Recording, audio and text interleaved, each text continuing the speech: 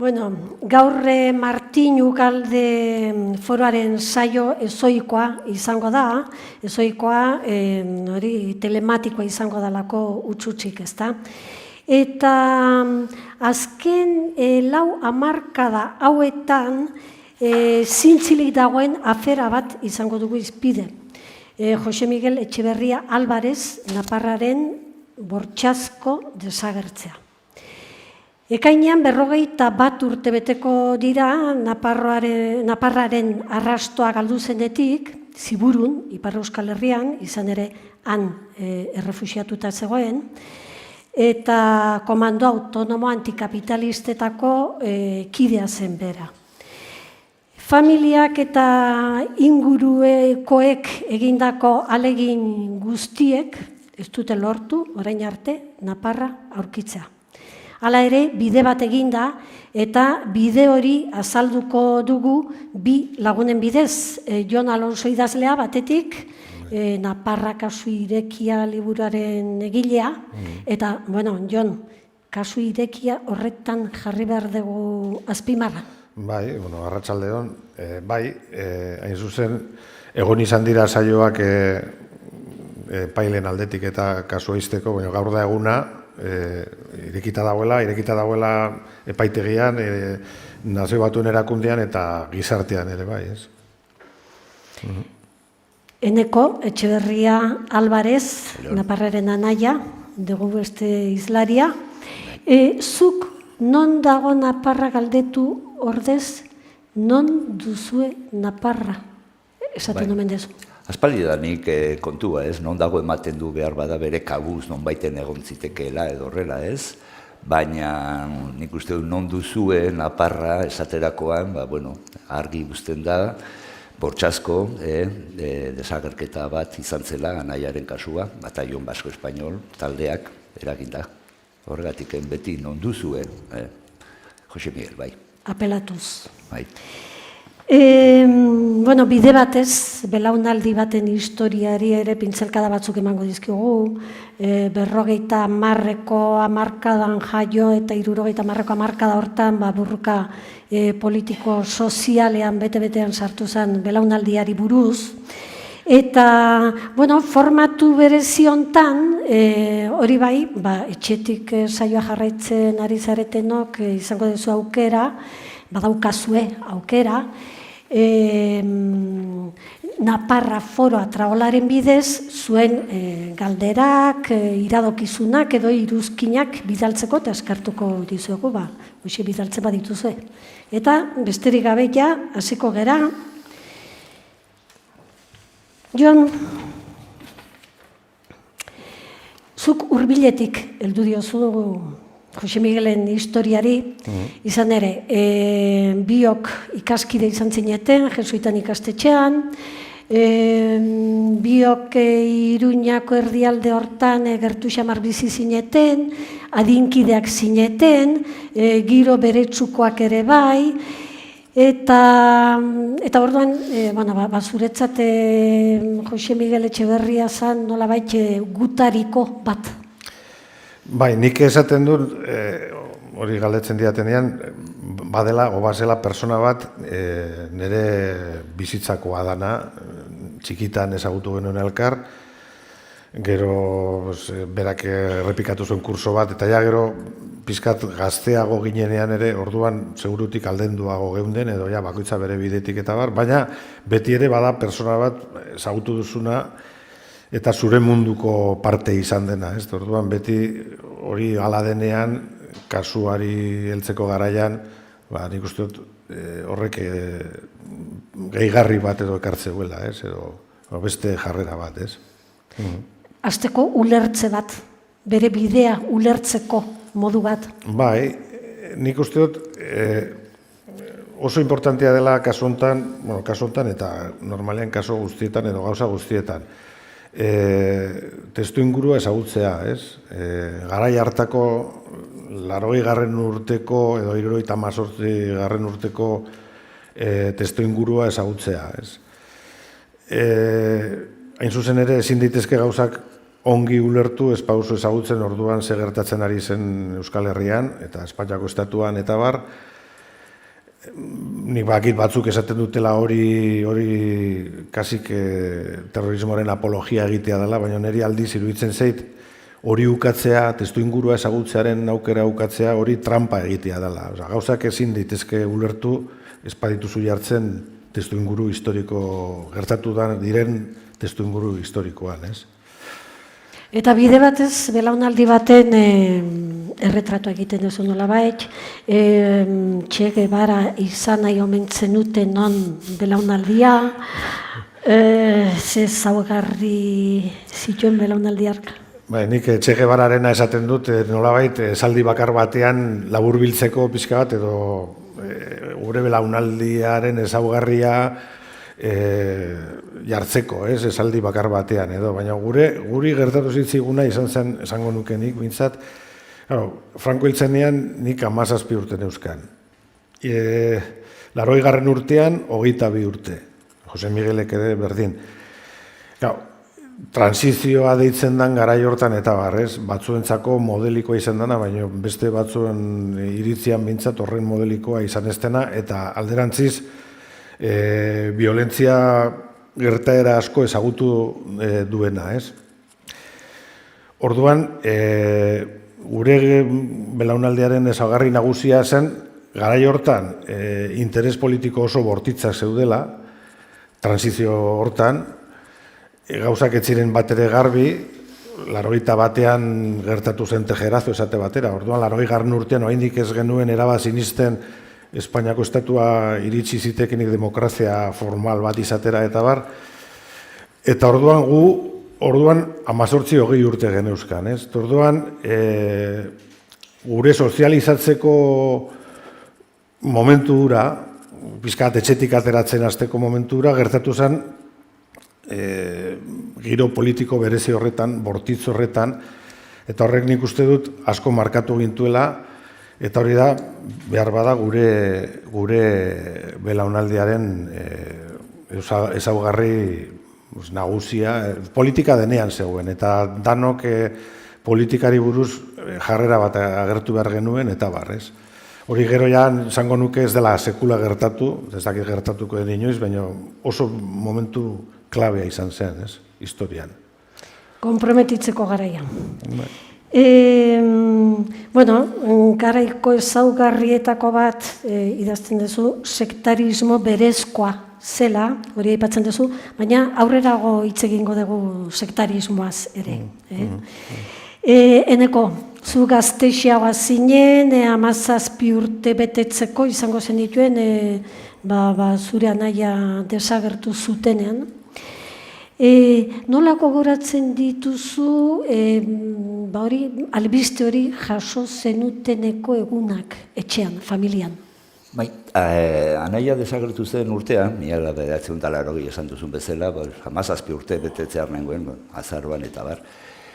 Asuntua da ere, anaiaren ere kasua aldez aurretiken ere nolabait eragintzi dela, kasu horrek.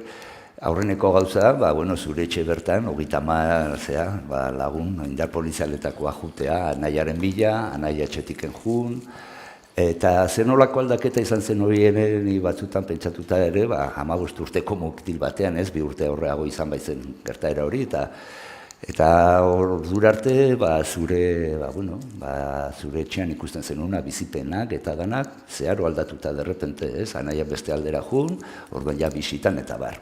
Ja, zentratuko naiz pixkat ez dena jongo naiz ez, baina ez pixkat ikusteko ere ja aldez aurretiken nolako aldaketa. Nola enteratu ginen gu? Bueno,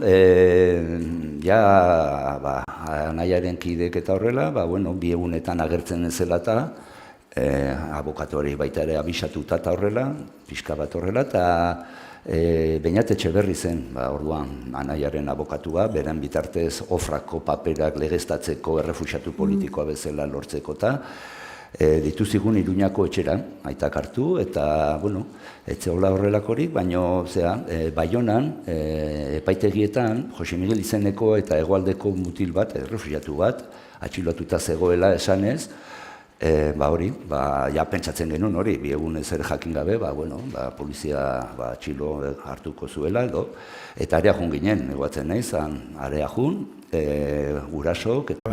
Ez que asko ze eroso dien, besteok, Bestearekin, denbora guztian, kristo guztia hor dabil denbora guztia.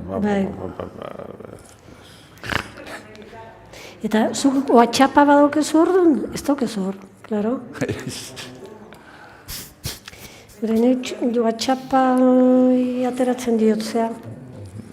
Horrek eusten nau. Emazteak badu zetako bezan bera. Eneko nahi du nik WhatsAppa eukitzea, baina nik segitzen dut firme.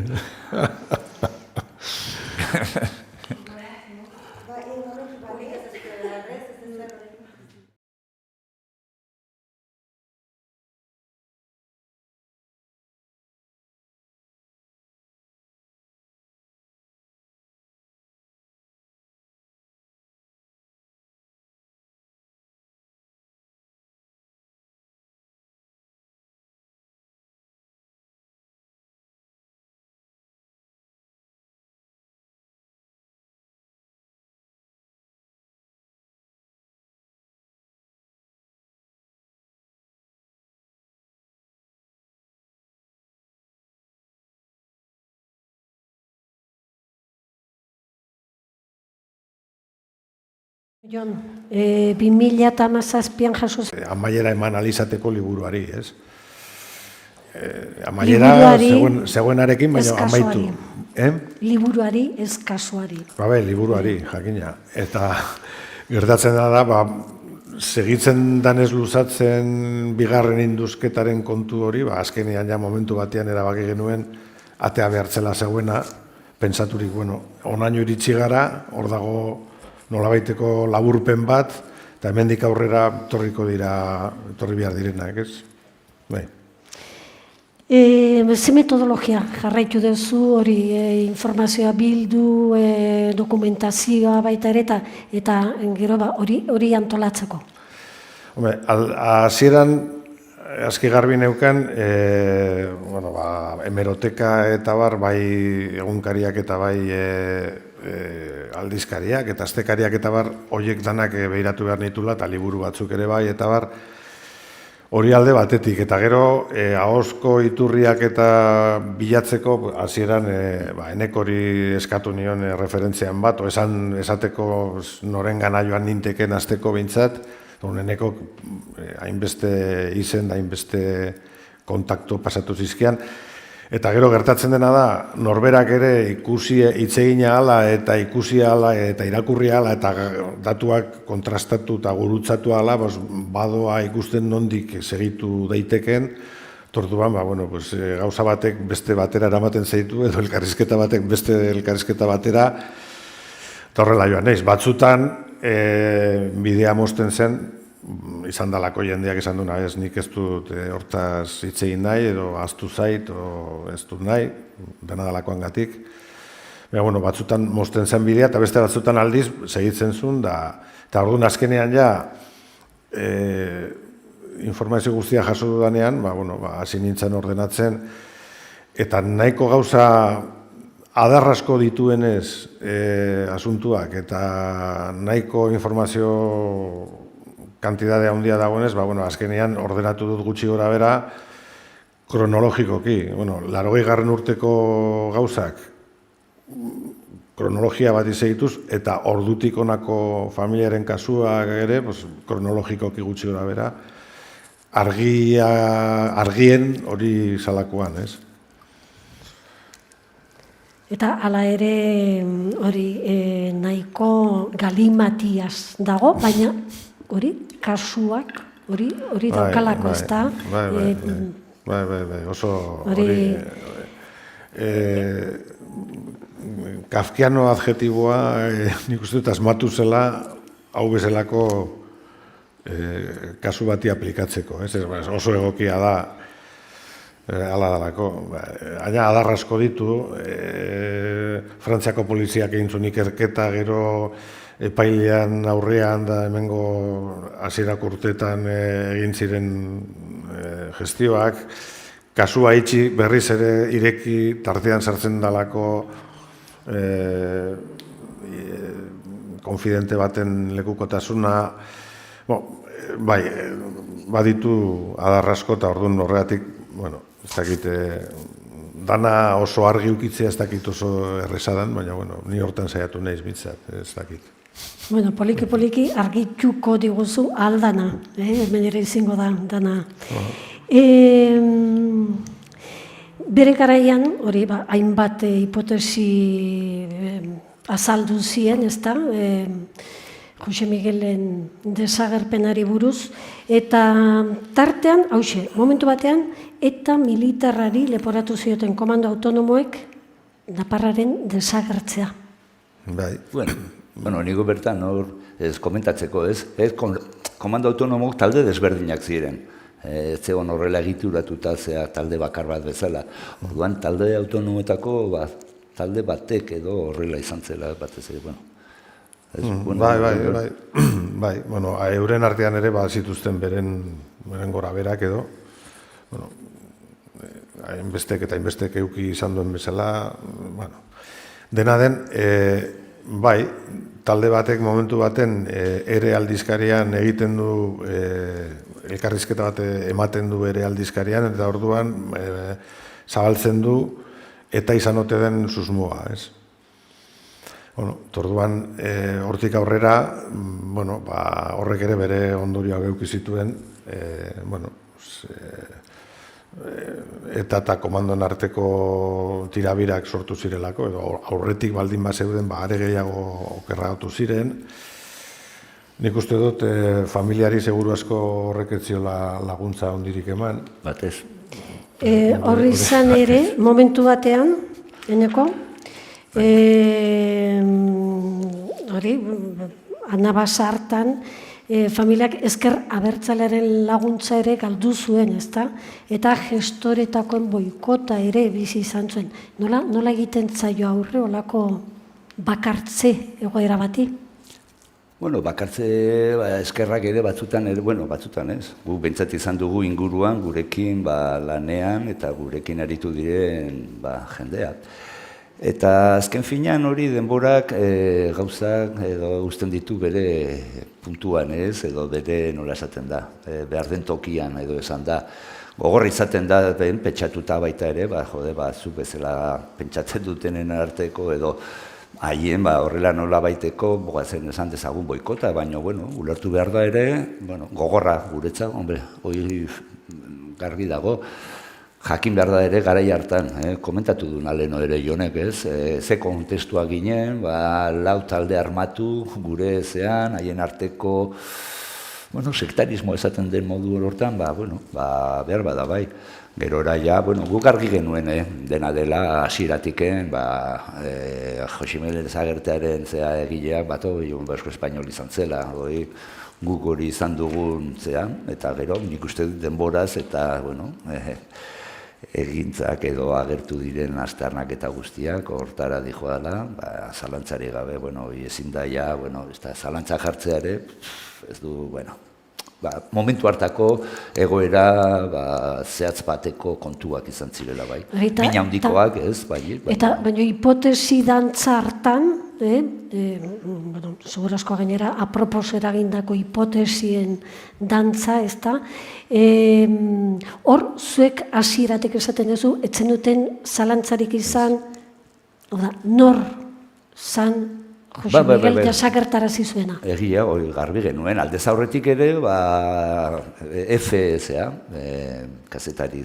agentziak, estatalak ere, baita ere bota zuen, autonomen arteko, esaten bezala ajuste de cuentas bat izan zela, fuentes solventes de Francia, ez dakiz eta horrela, baina ez bakarrik gure kasuan, lehen aurretik perturren kasua, eta beste hainbat kasuetan beti ere, hortan dago, hori ere, gerra zikinaren parte bat da, ez, beti, zalantzak sartu, batean jo, bestean hori, eta zer lertu nahian bezalako kontuak, baina, Guk behintzat hasieratiken. Gero ere, izandako, eta bueno, hori ere komentatu dezake Jonek edo, gero izandako elkarrizketak, beste aldean eta ziurtatuta asuntua, osea, gu garbi genuen, gerra zikinako beste atal bat zela.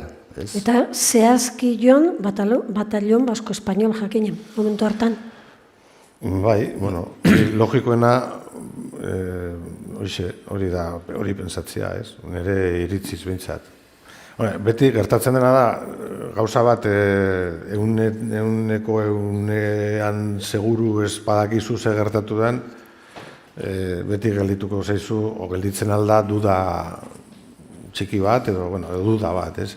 Baina, ikusten bali mauzu, alegia, ez dakigun ez gertatu zen, dauzkagun frogak danak dira zeharkakoak.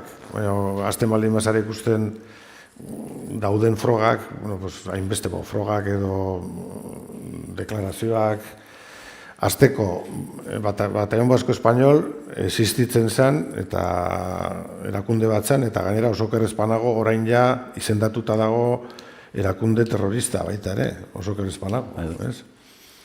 Hori existitzen zen, ez? Horiek rebindikatu zuten, hori da lehenbiziko datua, ez? Gero dago, familiaren postura oinarrituta dago, haiek ere egin zituztelako beren elkarrizketak besteak beste etako jendearekin, eta haiek ziurtatu zietelako haiek ez zirela izan, hori beste datu bat. Gero, niretzako, ez dakit asko esatea izango dan, baina nik uste gaur egun badakigula epaileek zer nolako joera politizatua eukitzen duten askotan estatu hontan, ez? Nik uste dut hori, askok pentsatzen dugula gaur egun, ikusita, esate batera Katalunian segertatu den, eta abar, ez? Edo Altsasuko gaztekin, eta bar. Behiratzen bali mauzo epailek nola tratatu duten familia, eta nola atenditu, obesa nola ez dituzten atenditu beren eskaerak, nahi zutenean alderdi bide hortatik ikertu, horrek ere niretzako bintzat edo beste datu bat ematen du, ez? Lehen aipatu duzu Kafka, eta izan ere liburuan hori aitortzen duzu Kafkarekin topoion egin izan duzula, ez da? Zenbait momentutan, eta batez ere hori, berriz esatako botere hor lekukotasun batzuk eskatzen zituenean, hainbeste jende joatea deklaratzera, eta bar, segun estatu aparatuetako jendea zenean, juezak sistematikoke etxeberriatarrak hartu zuzunean. Horrendik, ari mutur lotu ote litezke. Lehen aipatu duzu, landetan egindako zera hura, indusketa hura edo, bigarren parte bat geratzen da, zer nundik heldu lekioke, hori ikerketak aurrera egin dezan. Nahi duzuzuk edo nik? Bueno, nahi bezala jo. Momentu honetan nola dabil, nola dagoen dabil ez, baina nola dagoen kasua, esperoan, ja horren beste esperoan ari garela, esperoan. Dakizuenez, 2016an berriz ere ireki zen, leheno komentatu izan duen bezala, estoldetan ebilitako edo, balizko tipo batek emandako informazioari esker, non egon zitekeen anaiaren gorpuzkia landasetan, lurperatuta, eta bar, lortu genuen. Tipo hori nortzan behar bada pixka bat argitu liteke. Barkatu? Nortzen, Arnau... Bai, Arnau dela, hori argitaratuta dago, Iñazki Errazkinek kasitariak ere, bere grabazio bat ere publiko egin zuen, bere zea guztia ere, zea auzitegi nazionalean jarri, eta bar. Baina ez, hori zabaldu zen, lortu genuen, berriz ere irekitzea lekukotasun honekin. Pako Etxeberriak bere momentuan, 2016ko abuztuan, guk eskatuta, egin zuen bere txosten perizial bat, tiponek utzitako adierazpen idatzia bitarte, saliendo a 140 metros de la frontera, ematen du zehaztasun batzuk, eskuz idatzital, area joan ginen ikustea, eta esaten dituenak nahiko zehaztuta zeuden tokiak eta... Koinzidetzen zuen, berak esaten zuena, egiten zuen deskripzioa edo interpretatu ziteken. Bai, zubitxo bat dago larriz egindako zubi bat, handik 100 pikometrora bide bat, zuazti bat hor daudela, eta... Hori da, landatal. Brokas eta Labrit herrien arteko eremu bat. Bi zubitxo daude horregatiken, bi posibilitate zeuden. Pako bere ikerketan, bere txostenean adirazi zuen A eta B aukerak bezala. Eskatu genuen orduan eta lortu genuen Ismael Morenok erregu eskaera, komision rogatoria deitzen zaiona, Frantziako agintariei eskatzea, han bertan, toki bi horietan egitea, indusketa bat, lekutkasun honen arabera, nontziteken eta... 7 hilabetez egon ziren beren ikerketak egiten, agintari frantsesek, irailetik edo urriatiken, eta 2017ko apirilaren lauan egin zen indusketa, goiza txalde batez, 7 hilabetez esaten dizudan bezala, kostatu zitzaien, bertan hori hastea. Gero, dakizuen bezala, gorpuzkiak ez ziren agertu. Esan behar da, bi toki, Pako Etxeberriak esaten zuen, bi toki zirela posible, A eta B, eta berak ere esaten zuen, berari iruditzen zitzaiola, A zela toki probableena. Ez biak bazuten, sartzen zirela baino, probableena posible litzatekela A horretan. Eta ara non, zer gertatzen da? Eta Frantziako agintariek, jendarmeriak eta erabaki zuen, B tokian egitea zulua bakarrik, esaten zutelako bat zeuzkatela airetik ateratako argazki batzuk, eta orduan argazki, 1980 urteko argazki batzuk, airetik ateratakoak, eta horren arabera ikusten zela terreno A puntua etzetorrela bat, konfidente horrek esan dako informazioakin eta bar. Gero ez ziren ikusi argazki horiek, bai adirazitako batzuk ere, eraman genituen. Bai. Eta bigarren indusketa hori, hau da, A tokiko indusketa hori? Horren esperoan gade orain. Asuntoa da, gero... Eta itxaropenik? Ikusiko dugu, bertara jun arte. Ez, asuntoa da, hori, 2017an bukatzen da egun hortan, eta guk bagenekien zer gertatuko zen, fiskaltzak eta epaileek eta zer egingo zuten. Saiatu gara, ez da gertu, hor konpon Mari Anton. Eta hor berriz ere, beste urte bat pasa behar izan genuen, erreforma rekurtsoa, apelazio rekurtsoa, batetik bestera, eta azkenean lortu genuen, zen, eskatzen genuena. Pako Etxeberriak bere txosten horretan bi toki adierazten balin baditu posible bezalakoak, bakar batean ikuste balin bada edo harakatu behar bada, zergatik ez beste horretan. Eta hortan, eta baita ere saiakera egiteko, Arnaduela Nuez haber bilatzeko, eta bar. Eta lortu genuen berriz, eta beste erregu komisio bat eskatu zuen. Hori da, izan zen, rekurso eta gora eta rekurso bera, eta azkenean juezaren gaineko beste sala batek arrazoi eman zien, da orduan esan zen, egin dezagun berriz beste rogatoria bat atokian begiratzeko. Eta hori bidalita dago 2018ko maiatzean, orduan orain, hemendik utzi berriko du, 3 urte, bigarren indusketa hori zen gaudela. Eta erantzunik gabe. Eta horrendik erantzunik gabe. Momentu gu dakigunez eta gure abokatuak ere ez du inolako zeharik. Ez dakigu ere, zea, 3 alditan ere, hola ez oso sakonen eta, baino galdetu du Morenok Frantziako magistrado de enlace esaten denari eta ez dakigu jasote duen ala ez, zergaitiak eta abarreko kontu, zergatik ez dire burutzen bigarren lan horiek, ez?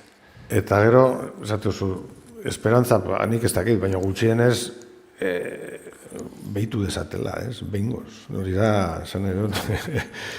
Begiratu desatela. Ezin duzu baztertu. Begiratu dezagun eta ikusi dezagun, bai edo ez, ez bada ez, baina... Eta orduan ezin bada, orduan beste alde batuetatik jo beharko dugu, edo horrela, eta bueno, baina, behintzat zalantza horrekin ez egon, eta 3 urte luzez. Aipatzen duzu beste gauza bat baitere Jon, Espainiako informazio komisaria nagusiko dokumentuak irekitzerik balego, zen nonbait Momentu batean azaldu zen, hori, Naparrari buruzko dokumenturen batzuk ote daudenan. Badago erantzun bat, zulatzea eskatzeakin batera, eskatzen abokatuak eskatzen zuen informe batzuk konfidente horri buruz, eta gero baita ere, zen horako informazioa zegoen, anaiaren kasuaren inguruan. Eta normalen beti ukatu izan dute informaziorik izatea, baina halako baten orain dela 3 urteko erantzun batean esaten zuten dauzkaten paperen artean ez dagoela kasuari buruzko... Arnau hor sartuta zitekenik edo. Hori, Arnauri buruzko daturik ezak izan duen, ez dut. Bueno, aritu zarete esaten horren beste denbora ez dagoela ezer, da hon derrepente esate zuen. Bueno, betxator epatzen dute, ez? Zeharka, bere burua salatu, ez da? Bai. Zukeneko esaten duzu baita ere, esperantza bakarretakoa, Espainiako sekretu ofizialen legea aldatze hortan daukazula. Bueno, esperantza, baino esan nahi da, hemen asuntoa dago, egia jakiteko gauza ezagutu behar direla. Eta ez balin badituzu eskua ezagutzeko almen hori direla, klasifikatutako, nola esaten dira, dokumentuk eta ofizialak, nik galdera bat botatzen du. Pentsa daiteke orain Alemanian Hitler emandako lege bat indarrean egotea? Posible behar bat egongo da baten bat, ez dakit, baina ez dut uste. Orduan, 1978ko lege bat oraindik indarrean egotea dagoen bezala, hau zer da, nik ez dut ulertzen asko, ez dut, nola da posible hori. Asuntoa da, lege horrek, edo lege hori esker, estatuak instaltzen dituela bere zerrikerik edo esan dezagun nahi dugun bezala, ez? Berak egindako kontu guztik eta barren. Eta ez da ja gobernuak pasatzen dira. Gobernuak, oingo da batena, aurretik egontzen beste alderdi batena, baina asuntua da hori da estatuko asuntua bat dela, hor dagona. Hoen hasi nahi ematen du aldatzekoan daudela eta bar, baina bintzat ez duk esperantza handirik, hori aldatuko denik. Borondate politiko baten falta dagolako. Esaten dugu, errekonozitu behar direla, egon direla, noski egon direla giza eskubideen urraketak, baina alderdi guztietan eta alder guztietan, ez? Eta bakarrik ematen du, egia askatzen dela gauza batzuetarako eta beste batzuetarako, ez? Eta ez da bakarrik gure kasua, orain duela gutxi, nola egon den berriz ere Mikel Zabalzaren kasua pilpilean, baina Mikel Zabalza bezala San Ferminetako kontuak, edo segertatu zen Lumbierreko arrolean, edo eta hainbeste. Eta hori da, oindiken badaukatelako, nola esaten da, tresna hori. Berme bat, ez? Horregatik esaten dut nik, adarrasko dituela asuntuak, hori judizialak ditulako, politikoak, eta mota askotakoak, ez? Eta gero lege honekin, segurutik interesen batengatik gaia segitzen ditzen. Alegia, eta aurkezteko epe, baten bate pentsa dezake, hau hori guztia gezurra izangoa. Lehengo egunean, oin dela 10 egun edo, El Paisek, esaten zuen, orain aldiz gobernuak esan du, berek egingo dutela legea, baztertu dute AJaren proposamena, baina esan dute, egin behar dutela beste lege bat. El Paiseko kazetariak, deskribitzeko nola egon diren luzatzen epe horiek, esaten zuen, idazten zuen, por un procedimiento que raya el filibusterismo parlamentario, han ido prorrogando... Borondate politikoa eza. Hoi da kontua. Dana dala,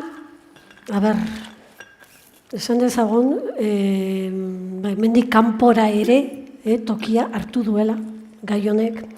2008ko otsailean Genevan izan zineten, Nazio Batuen Erakundeak gonbidatuta, eta bortxazko desagerketei buruzko lantaldearekin egon zineten, ezta? Han eman zenuten testigantza. Zer espero daiteke bide hortatik? Izan zen, bigarren aldi izan ginela. 2013an txosten bat behatokia eta egia dizor fundizioaren bitartez, aurkeztu genuen anaiaren inguruko txosten bat, eta ja 2014ko irailean egon nintzenan ja lehendabiziko aldiz, bilera pribatu batean, ez? Eta orduan, lortu genuen, ordura arte hemen, Eusko Jaurlaritzaren 2008ko txosten bat aipatzen duela anaiaren kasua salbu, errekonozimendu ofizial bat izatea, eta pentsa nondiken etorri zitzaigun errekonozimendu hori. Ja, orduan, bere gain hartu zuen Nazio Batuetako erakundeak, bere desagertarazteko, desagertuen lantaldekoen bitartez, anaiaren kasua, bortxazko, behartutako desagertan moduan, eta horrek suposatzen duen bezala. Zer ekartzen du hori. Gero Nazio Batuek ere ez du horrelaxeko nola esaten da, ejekutubo izaerarik, baizik eta Nazio Batuek egiten duena da gobernuak, implikatzea, edo deitzen diote implikatzea horrelaxeko kasuak argitzeko bere ahal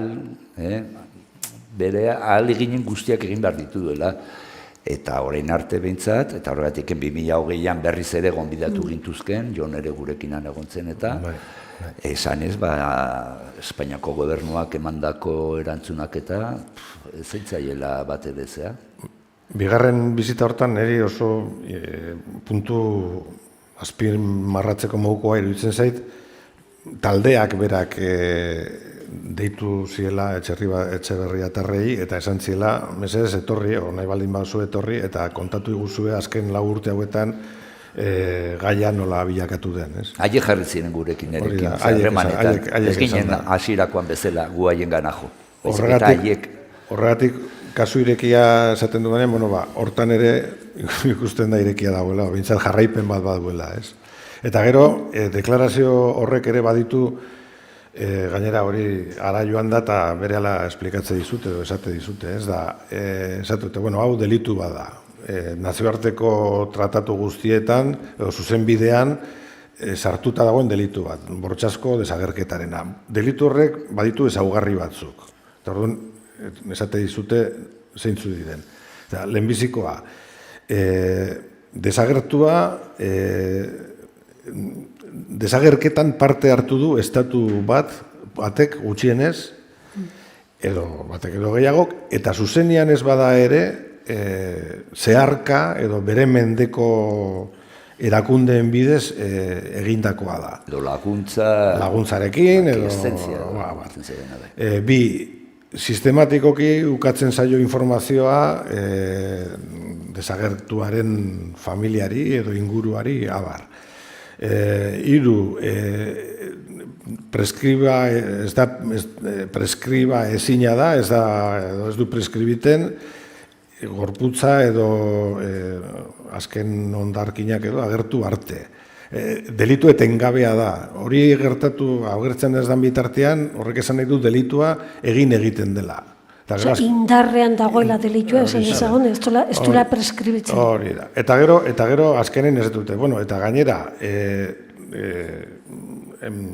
ONU, Nazio Batuen Erakundean, NB-en sartzeko hor sartu diren herrialde guztiek firmatu behar dituzte nazioarteko itun batzuk, besteak beste, honen inguruko delituen kontra daudela eta sinatu behar dituzte, eta sinatu behar dituzte itun horiek eta bar, eta sinatzen dutenek, eta hori gero betetzen ez dutena sinatutakoa, hauek egin dezaketen bakarra da, nolabait esan txartela erakutsi, txartel horia edo gorria edo erakutsi, baina,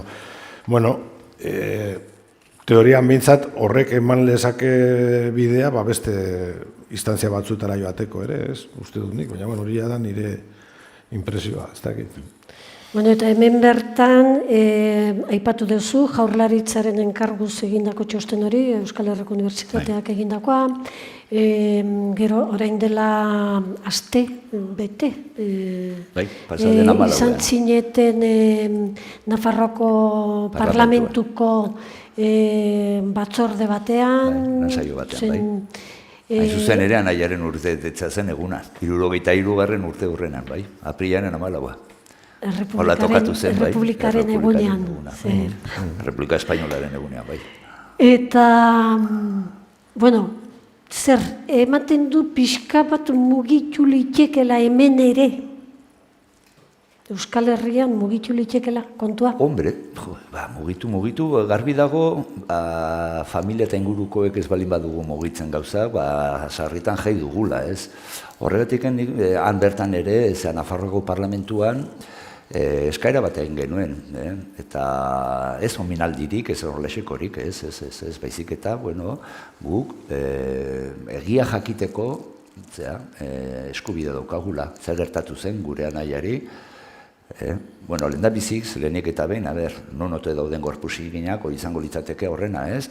Baina baita ere, guk eskatu genuena ere, beraiek implikatu daitezela, ez? Zean, non eskatu beharra dagoen edo zein instantziaretara jo behar duten, Nafarroako Parlamentuak kasu honetan, Gobernu Espainolak, sinatutako, nazioarteko hitzarmen horiek, sinatutako hitzarmen horiek bete ditzaten, eta orduan, hori, ezinbestekoa dela, haien parte hartzea, baino, errazten, gertatu dena jakiteko, kasu hauetan, eta hainbat kasutan ere, hori da zehazmeaz guk eskatu genuena. Nafarroko Parlamentuan. Eta horren barruan, esate batera, bigarren rogatoria horren parlamentuak eukilezaken, nik ezagit noraino daukan edo ez daukan, baina eukilezaken eskumenak erabiliz, presioa egin dezala, bigarren induzketa hori egin dadin, eta terrorismoaren biktima izendatu dezaten, beste historia honen beste pasarte bada, familia joan zenean eskatzera terrorismoaren biktima izendatzea. Hoi birritan eskatu genuen, 2008an bat, Maixabelasa orduan zegoen zean, hemen biktimaren arretarako bulegoan, eta bitartez zen genuen, eta beste bat, 2012an, eta bietan, oinarrituta zertan, Ismael Morenok 2004an emandako, behin-behinean moztutzeko zea kasua oinarrituta, non esaten zen, espreski, esken daukat, ezke ikustekoa da, ez? 2004an itxi zenean Audientzia Nazionalean horrela dio, autoa, no ha quedado acreditado ni siquiera indiciariamente que la desaparición de José Miguel Echeverría Álvarez alias Naparra Bakunin, cuya realidad jurídicamente tampoco ha quedado acreditada, haya sido tributaria ni de un hecho constitutivo de delito y menos si cabe de un delito de naturaleza terrorista. No se ha probado ni el lugar, ni fechas, modo, ni cualquier otra circunstancia de las...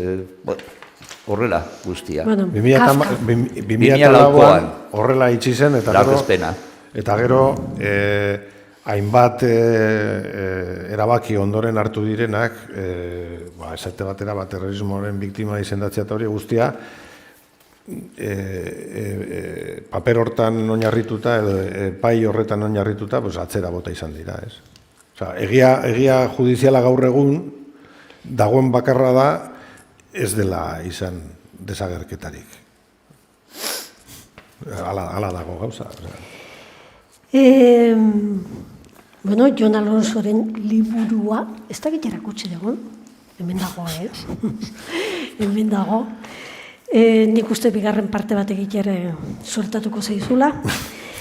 Dana dala, ez da hori bakarrik, eneko, dokumental bat ere badago martxan, egun hauetako batean, esan duzu, grabatzen azkenengo grabazioak egiten ere ibizeratela, Iñaki Alforja eta Iban Toledo, realizadoreak, Lucía Esker produktorea.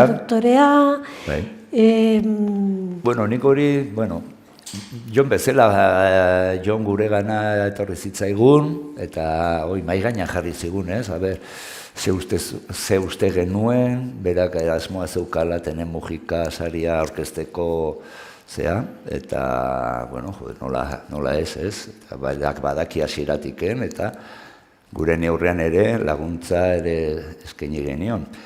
Eta eskertzekoa da, hori, Jonen liburua, eta baita ere Alforja, Toledo eta Ezkerrari diren, hori, dokumentala, memoria ariketa bat dela, ez? Eta eskertzekoa da, gutxienez hor gatuko dela, ez?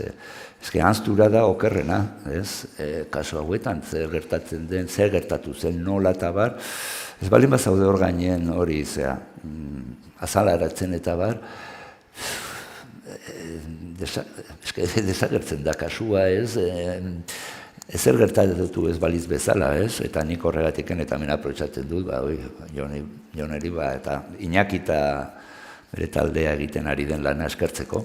Grabaketak ja, kasi ja hor, ezer gutxi falta dira, ja orain muntaian, hasi ginen nahiko, ja duela, aurreneko grabaketa nire amaren urte betetzean, izan zen bere etxean, 2018ko maiatzaren 16an topa egiten gainetik, hori bigarren erregu komisioa lortu genuelako, ez, hori izan zen aurreneko aldiz, ja, hasi ginela grabatzen, gustatu 3 urte dara matzagu, ez, tartean ere ama hiltzitzaigun, eta, bueno, hor dago jasota gidana, eta, bueno, nik uste gauza politia gehatuko dela. Eta asmoa, posilote dugun, hori, iraian partean zinemaldian argitzeratzeko, eta onartzen diguten, bintzat, ez? Eta bertan erakustea.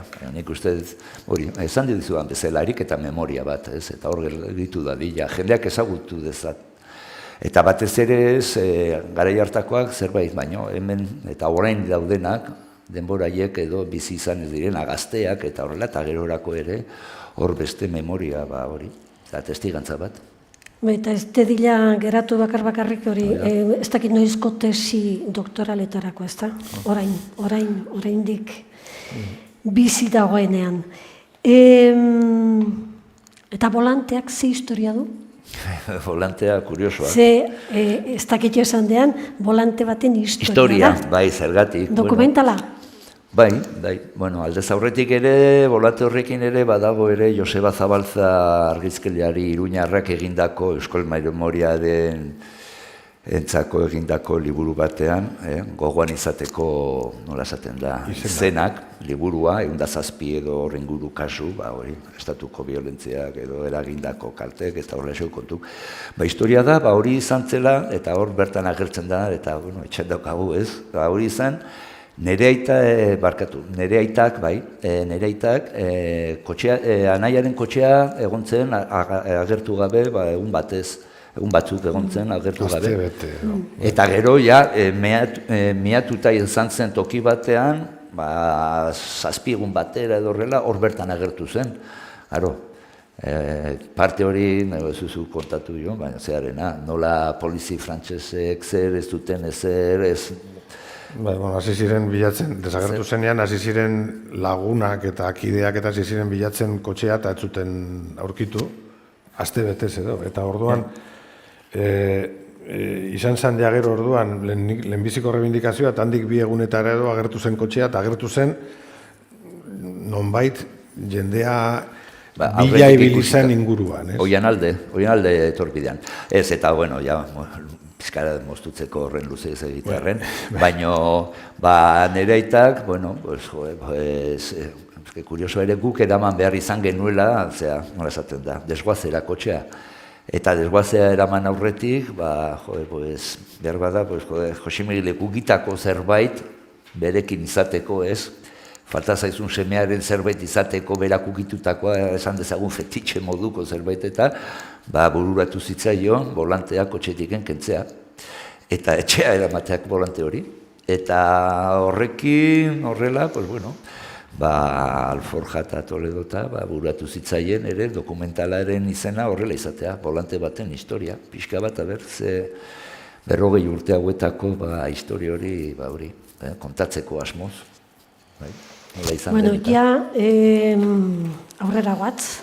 Eta, bueno, ikusentzulei gogoraraziko dizuet, mezurik bidali nahi izan ezkero, Naparra foroa traolarekin bidali ditzakezuela. Eta uste ja, mezuren bat badaukagula, bai? Ekarri, eskerrik asko. Ia, estatuaren borondate eza ikusirik, zer egin dezakete Euskal Herriko erakundeek halako eskubide urraketen aurrean. Euskal Herriko ulertzen da, batzuek Euskadi deitzen dutena, gehi Nafarroa. Biharko dugu, eta Euskal Herri osoa. implikazioa. Ez? Implikatzea baino sakon, ez? Eta batzutan hitz egiten dena edo esaten dena, gu gaur egunean ere Nafarroko parlamentuak hitz potxolok, hitz politiak, bale? Baina hitzetik ekintzetara pasa beharreko liratekela, ez? Ez dakit, sendoago ikusita, ez dakit, zena zer, ez dakit jontzu. Ez, nik ez... Jon, lehen esan dizute, bigarren, liburuaren jarraipena egin beharko duzula. Ia motibo honik dagoen egiteko, ia motibo honen bat dagoen eta positibon bat dagoen, baina, bitartean, ez dakit. Moztu zaitut. Ez, hori, eta nundik iriki liteke nik uste hori karpeta seguro oraindik zabalik daukazula, eta seguro oraindik gauzak ezarian ere iristen zaizkitzula, ez da? Ez da bukatzen. Baina, hemendik aurrera zer, alde batetik nik uste dut evidenteena da bigarren induzketa famatu hori egitea. Hori da, lehenbailen egin beharko litzateken gauza bat. Nik hori Hego Euskal Herriko instituzioak egiten aldute zerbait hori bultzatzeko, ez dakit. Suposatzen dut, implikazio politikoa baldin badute, bai, joaten alko dira, kongresuan, gobernuaren aulkietara eta esan alko liekete behar bada, esaizue, joder, hau, esaiozue, Frantzian dagoen juez enlace horri ia mugitzen duen. Baina, esan nahi dut, hortik aparte legalki nik ez dakit. Esan nahi dut, implikazio politiko minimo bat balego, seguru gauzak bultzatu alko luketela. Azteko hori, gutxenez hori egiteko, ez? Gero, hor gelditu dira fleko batzuk, Kotereten omen dago induzketa gintzenean, jendarmeriak esan omen ziren eneko eta abokatuari eta omen daukatela frantsesek hilotz bat agertu zena Kotereten oin dela ez dakizen bat urte, eta ez dakitela norena den, eta oen dela urte pare bat edo zigurun zen. Zigurun ere agertu zen beste, hori ere prensan agertu zen, agertu zen beste hilotz bat trenbide ondoan, eta esaten zuten... Pesetak zituena, zea... Peseta batzuk zeuzkela, arropa ondar batzuk omen zeuzken, eta peseta batzuk zeuzkela, eta ezak izan, esate batera, ez?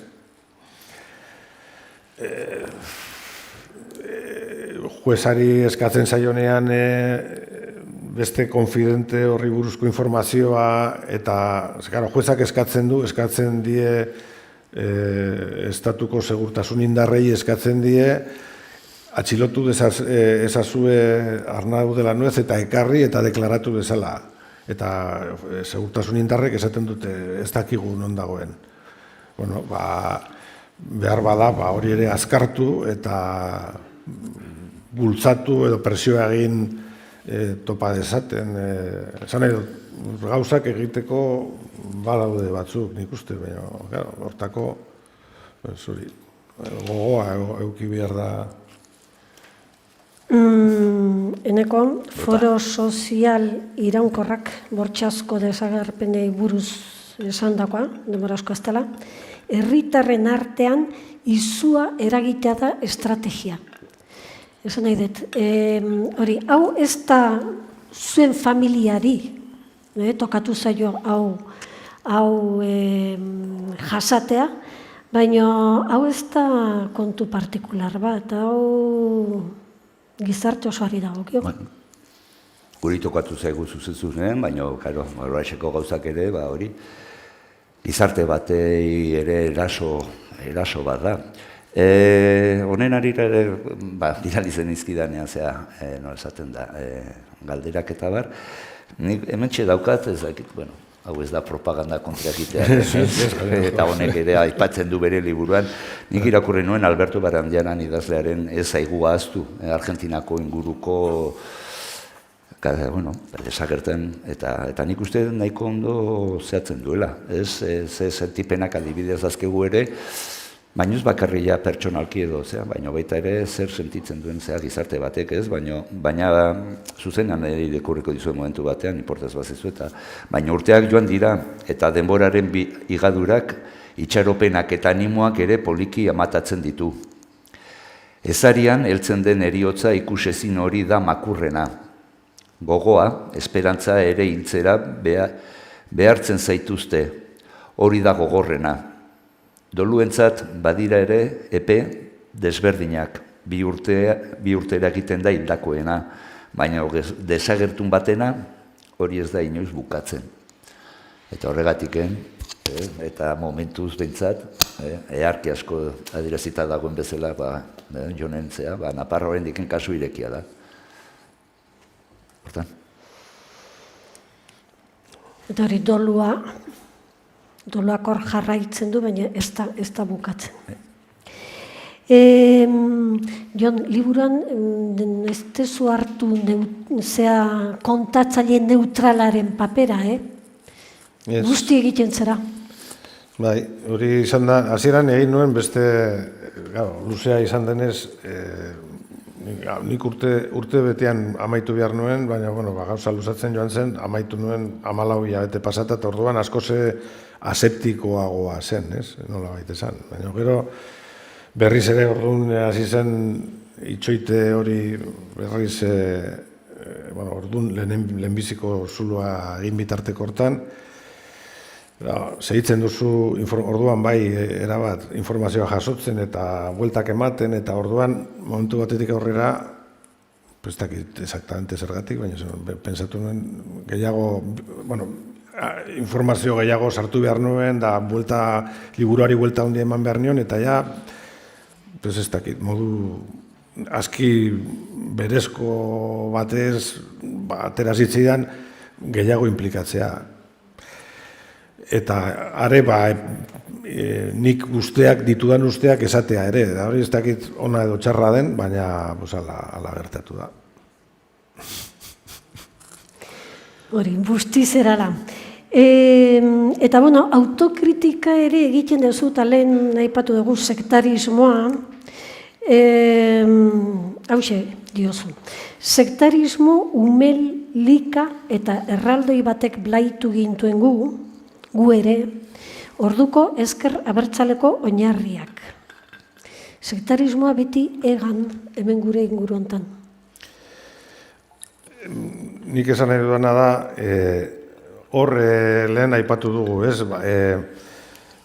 Autonomo batzuk esan zutenean eta izan dute zen, orduan hor sortu zen borroka politiko bat. Hor erdian gelditu zirenak, seguru asko izan ziren familiarrak, ez zirenak ez batekoak, ez bestekoak, baizik eta beren familiarra nahi zutena berreskuratu, baina hor sortu zen aurkakotasun politiko hori eta kontu politiko hori. Orduan, momentu batean, nik uste dut, norbaitek esan zuen, alegia, konturatu beharrean zer nolako astakeria zen gertatzen ari zena, dana neurtu zen pixka bat interes politiko, momentuko interes politikoen arabera.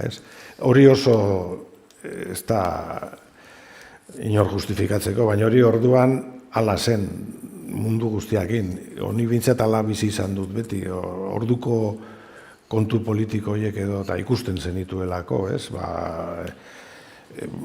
kontua zen norberaren bandera aurrera ateratzea eta horretarako aldamenekoa apurtu edo apartatu edo egin behar balin bazen, bala egiten zen, ez da. Segurutik politikoa berez nahiko horrelakoa da. Nik kanpotik esaten dut, baina iruditzen zait, ez? Baina, momentu hortan oso akusatua zen.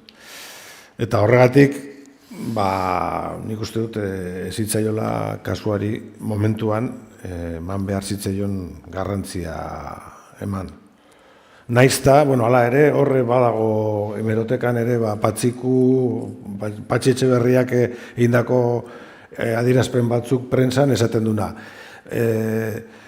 Zergatik ez du inok salatzen gertatzen ari den. Bakarrik salatu dute Herri Batasuna, MC, eta ez dakite, eta beste gainerakok zergatik ez duzu zer esaten. Ezen nahi dut ez dela, nik egiten dut ikuspegi horretatik, baina nik uste dut nahiko gauza orokorra izan zela, ez, bere momentuan.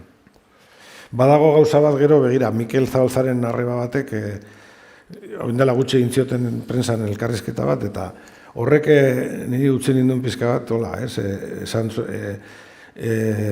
esaten zuen titularrean jarri zuten. Egon zen herri erantzuna egon izan ez balitz, Mikel gaur egun beste desagertu bat izango litzateke, esaten zuen. Eta, bueno.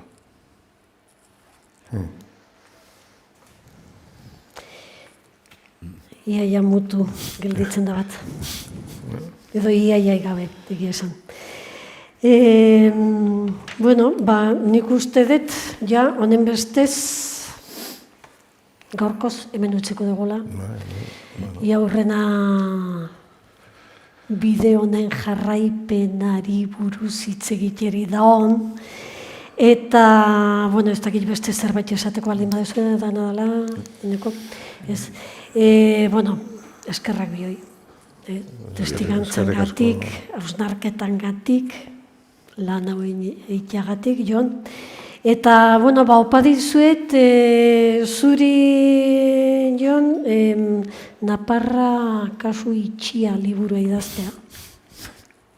Eskerrik asko. Eta zuri eneko atsedena hartu alizatea. Garaia badala. Hori. Esker.